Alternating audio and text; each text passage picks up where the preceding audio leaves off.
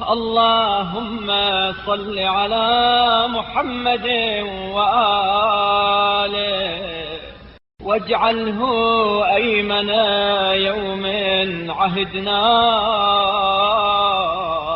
وأفضل صاحب صحبنا۔ بار الہ محمد صلی اللہ علیہ وآلہ وسلم اور ان کی آل پر رحمت نازل فرما، اور آج کے دن کو ان تمام دنوں سے جو ہم نے گزارے زیادہ مبارک دن، اور ان تمام ساتھیوں سے جن کا ہم نے ساتھ دیا اس کو بہترین رفیق۔ وخير وقت ظللنا فيه واجعلنا من أرضى من مر عليه الليل والنهار من جملة خلقه، اور ان تمام وقتوں سے جن کے زیر سایہ ہم نے زندگی بسر کی اس کو بہترین وقت قرار دے، اور ہمیں ان تمام مخلوقات میں سے زیادہ راضی و خوشنود رکھ جن پر شب و روز کے چکر چلتے رہے ہیں۔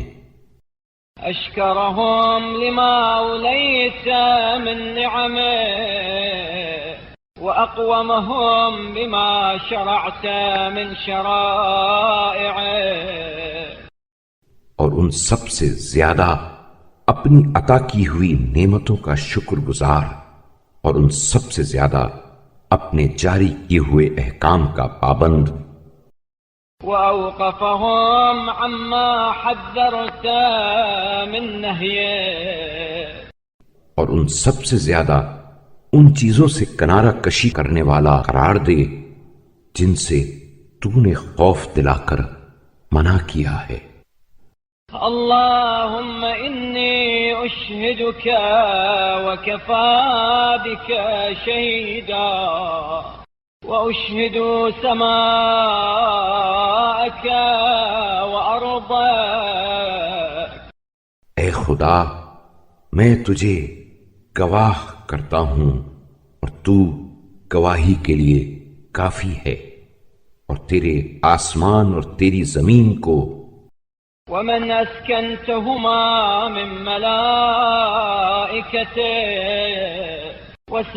وسائر خلقه في يومي هذا وساعتي هذه، اور ان میں جن جن فرشتوں اور جس جس مخلوق کو تو نے بسایا ہے آج کے دن اور اس گھڑی، وليلتي هذه ومستقري هذا، أني أشهد أنك أنت الله الذي لا إله إلا أنت۔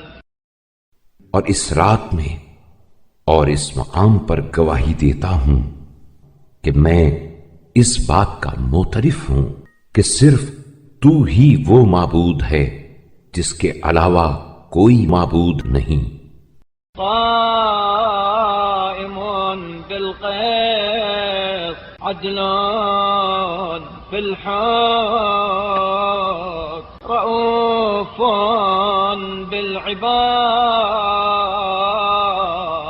مالك الملك رحيم بالخلق۔